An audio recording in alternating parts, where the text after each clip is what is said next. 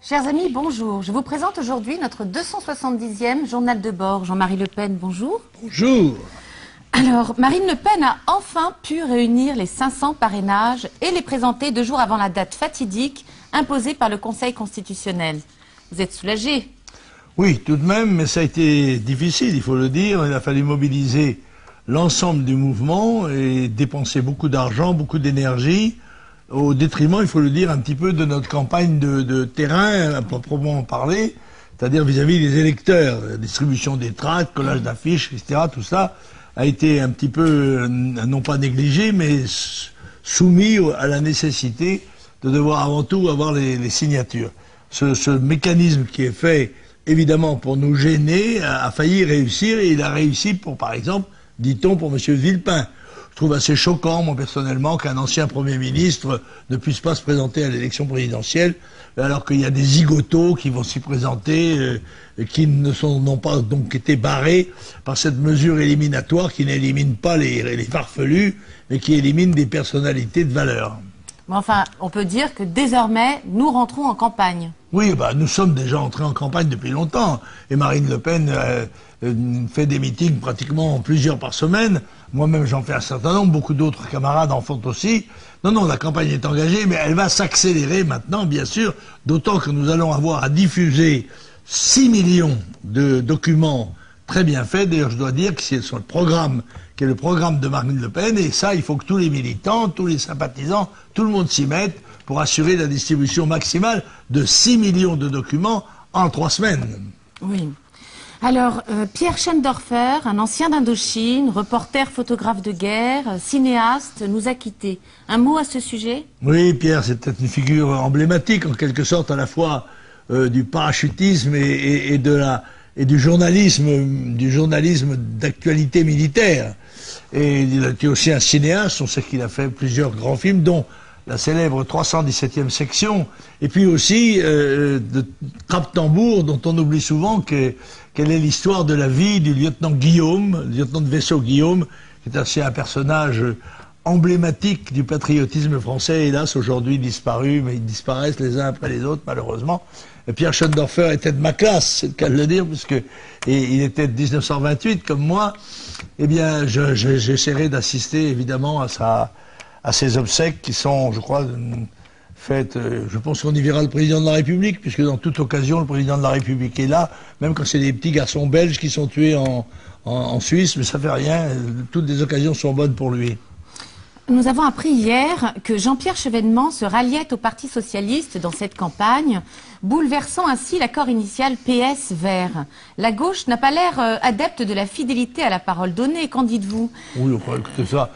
Si on parle de la parole donnée, il faut pas que l'hôpital se moque de la charité, parce que la droite, dans ce domaine-là, n'a pas à se féliciter de la manière dont elle tient ses promesses. Et comme M. Chevènement soit en faveur du candidat socialiste, je rappelle quand même qu'il était à un moment donné le leader de la gauche du Parti socialiste. C'est à l'époque une espèce de Mélenchon bien élevé, quoi. Alors, est-ce que vous pensez que ça n'est pas lié à la débandade des écologistes? Oui, ça débande ferme sur le front vert, c'est vrai. Et ça profite un petit peu, d'ailleurs, au pitre rouge Mélenchon. Mais tout ça va peut-être se rééquilibrer dans le cadre de la campagne officielle.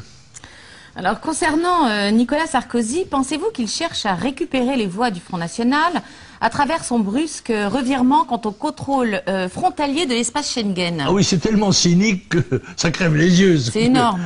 Mais il fait ça à chaque fois. Enfin, à chaque fois. Il a fait ça en 2007 avec un certain succès, il faut le dire.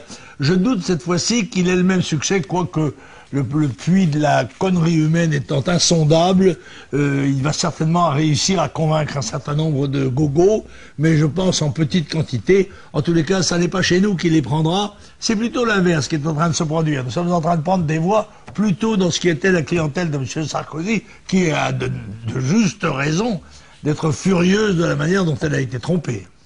Alors toujours pour parler du sieur Sarkozy, qui croit avoir enterré la polémique sur la viande halal après une entrevue avec le recteur de la mosquée de Paris.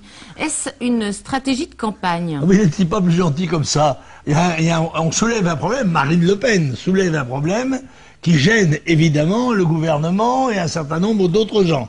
Alors ces autres gens et le gouvernement se réunissent et disent, bon, ça n'est pas un problème, on n'en parle plus, c'est fini. Eh bien si, on va en parler, justement. Parce que l'histoire du halal, c'est une histoire qui intéresse tous les Français.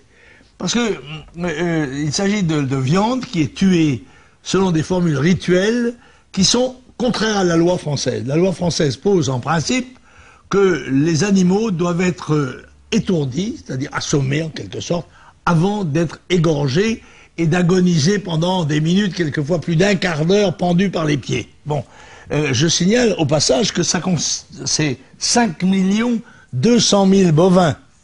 Enfin, c'est pratiquement, nous mangeons, nous sommes des prédateurs, on est obligé de manger des protéines animales et on tue 10 à 12 millions d'animaux en France tous les ans. Et il est très important pour nous, pour notre civilisation, que les animaux soient respectés dans leur dignité et qu'ils subissent le minimum de souffrance pour leur mort. Bon, il y a cela, il y a des problèmes d'hygiène qui sont liés à la manière dont rituellement on égorge les bêtes, qui est particulière, et puis, il faut le dire, il y a cette espèce d'impôt qui est perçu par les religions sur la viande halal. Or, si j'en crois l'article que j'ai sous les yeux, 51% des animaux abattus en France sont abattus de façon halal. Autrement dit, on fait glisser progressivement, avec la méthode du voleur chinois, des coutumes françaises aux coutumes étrangères. C'est un peu comme les poilus de la gueule. Les poilus de la gueule qui portent la barbe ouvrière, vous savez, surtout quand ils n'ont jamais vu un marteau. Ils portent la barbe ouvrière. Comme c'est curieux, ça ressemble justement à celle des frères musulmans. C'est, voilà, on commence comme ça. On est poilu de la gueule, puis ensuite on ferait mieux d'être poilu d'ailleurs. Alors 4 parachutistes, dont 3 tués, 1 grièvement blessé par un tireur qui les a visés et tués à bout portant dans la région de Toulouse. Que faut-il en penser, Jean-Marie Le Pen? Écoutez, moi je suis assez inquiet. Et je me demande si, voulant quitter l'Afghanistan, c'est pas l'Afghanistan qui est en train de nous rattraper ici. Et je note avec certaine curiosité que si ces 4 parachutistes avaient été, 3 parachutistes tués en Afghanistan, on ferait une cérémonie aux Invalides. Ils sont tués à Toulouse, en uniforme, et dans la rue, personne n'en parle. Bon, voilà. Il ne faut pas surtout faire de provocation à l'égard de nos invités, parce que si jamais on soupçonnait quelquefois les assassins de n'être pas de nationalité corrézienne, alors là, ça serait le Hourvari. Bon, attendons. Mais si ça se multiplie, il faut bien dire, il faudra savoir que la guerre est désormais arrivée en France. Alors toujours concernant nos soldats, leurs épouses ont manifesté ces jours-ci pour protester contre le non-versement du solde de leurs époux soldats, sans succès d'ailleurs. C'est inadmissible qu'ils ne soient pas payés. Ben oui, mais c'est la grande muette. Ah ben, si on ne paye pas les gens qui peuvent parler, cela crie dans la rue. Si on ne paye pas les gens qui ne peuvent pas parler, alors là ils ont contourné, heureusement je crois, la difficulté. Ce sont leurs femmes qui ont manifesté.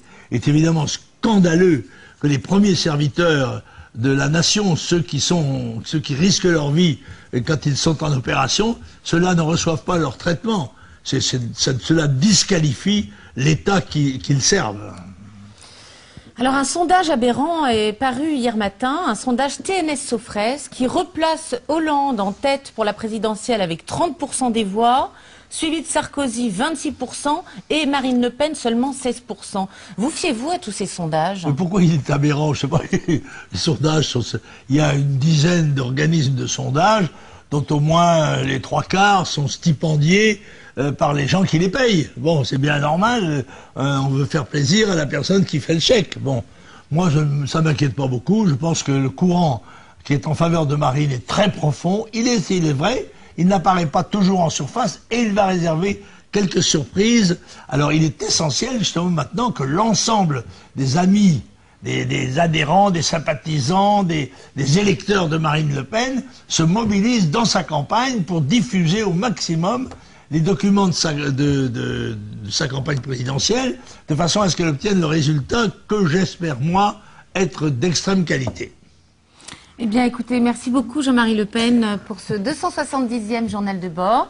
Et je vous rappelle que vous pouvez avoir de plus amples informations sur notre site www.frontnational.com quant au déplacement de ce week-end de Marine à Ajaccio en Corse.